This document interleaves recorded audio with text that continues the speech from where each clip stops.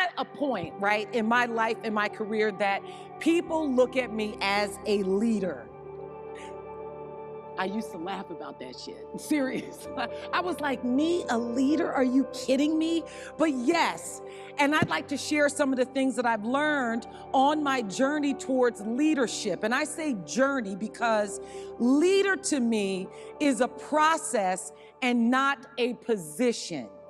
I say journey toward because I never want to think that I've arrived at being a leader, because just like the circumstances of life, an effective leader is evolving and ever changing in order to serve the needs of them that's around them. It is the idea of leading by serving. It's the same thing that unites all of us here today. In my industry, the entertainment industry, when I'm acting or directing, I have to serve. I have to serve my character. I have to serve my cast. I have to serve my crew in order to deliver the best possible product to the screen. And just like you, representatives of the hospitality industry, you ensure the success of your restaurants, hotels, etc., by serving your customers and your clients. Now, as simplistic as leading by serving sounds, it was something that I got to tell you I had to learn along the way. Now, for some of you that may not know all the things that I've gotten the opportunity to do, I'm an actress. I've been in movies like Why Did I Get Married with Tyler Perry, Why Did I Get Married 2? He directed and starred in with me and Janet Jackson and Jill Scott. I've done movies like Couples Retreat starring Vince Vaughn and a bunch of other cool people, Jumping the Broom. I've been a stand-up comedian. I started off first as a stand-up comic.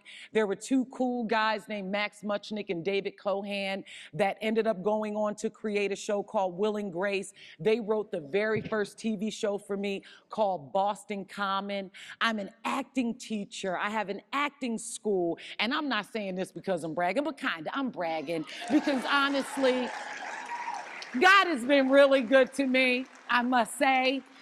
And I went on to be a director. I'm directing a bunch of big shows on a bunch of big networks like Fox and Starz. I direct 911, a show called Big Sky. I just finished directing a show that I'm a big fan of called Mayor of Kingstown, starring Jeremy Renner. I directed a pilot called BMF. It's in its third season. I directed another pilot called Our Kind of People. I mean, come on, I could go on and on and on about how good God is to me, okay? I'm serious. It's been a blessing and it's been wonderful. But that is where I am now. My journey to being a leader in my industry started in a very, very different place. I'm from Camden, New Jersey. How many of you know Camden, New Jersey?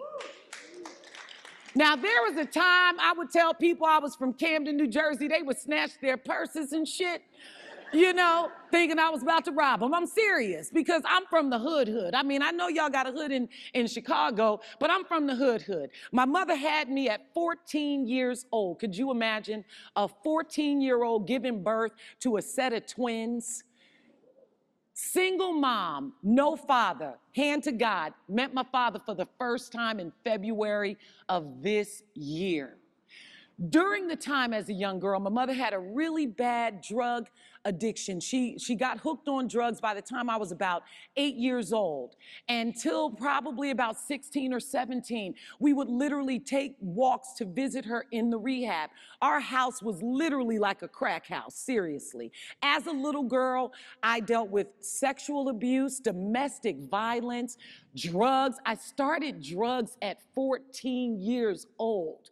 And I'm talking cocaine. It's a blessing I even look this good, y'all. Can we just give it up for that? Okay? Like, seriously? Now, because of my mom's addiction, You know, we have been evicted so many times. Could you imagine coming home as a 12-year-old and your shit's out on the street again? It was very traumatizing. The sexual abuse was traumatizing. The emotional abuse was traumatizing. The physical abuse was traumatizing. All of it really, really, really put me in a space of constant fear and constant insecurity. It was like I was left discouraged about my life. Discouraged. I had no confidence. I was afraid all the time. I always felt like somebody was out to get me or take something from me. It was a very, very, very traumatizing time in my life. And even though I was able as a young girl I was able to get small roles in commercials, and I was able to now fulfill my dreams as an actress and director, I was still living this life on the defense. Because growing up that way, it was all about survival. I felt like I had to hurry up and grab it before somebody took it from me, right? I was guided by my insecurities and my fears, and it just made me assume that everyone was out to get me. I had this protection that I developed, and I just retreated into this space of ego. It became like this hard outer shell, right? That shielded me from the thought that everyone on the outside was trying to take what was mine. So I walked around with a lot of anger, this hard exterior, trying to act like I think I knew it all when I didn't know nothing. And I don't know if I told you guys, I even dropped out of school in the 9th grade and got a job bartending at a strip club. And then eventually I started stripping. Thank God I'm talented as an actress, because I wasn't that good at stripping. I just got to tell you, I wasn't. I was horrible. I was horrible. I was horrible, right?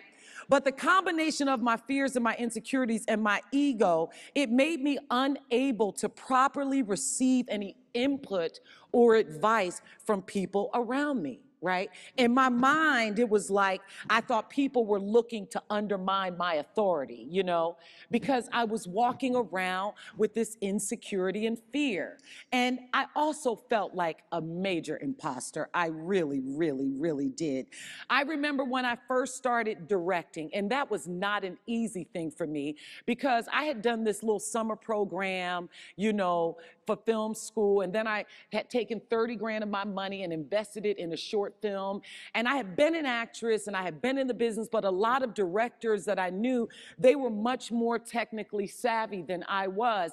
I understood story and I understood characters because I was an acting teacher, and I had helped prep a lot of actors with directors like Lee Daniels and John Singleton, and, you know, different actors and directors would come to my school. So I learned a lot, but I still had a lot of fear and a lot of insecurity. Every time I would go in, like in the early parts of my directing career, I could have an AD or a DP or even a set PA that would try to come and help me.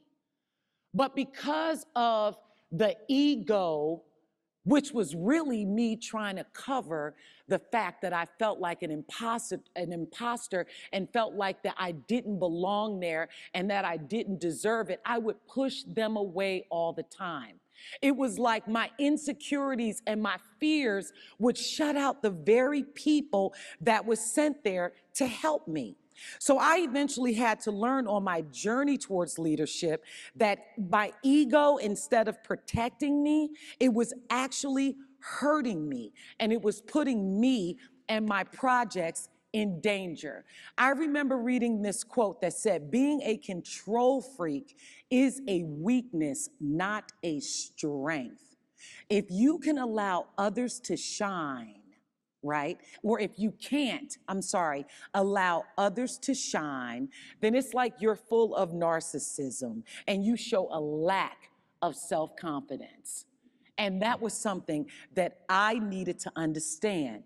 Instead of being a leader by listening, improving providing a space for my crew to be able to contribute, I kind of shut them out, which caused me to be isolated from them and isolated from the ideas and the help that they were there to give me. So I had to learn as a leader to embrace the help of those around me.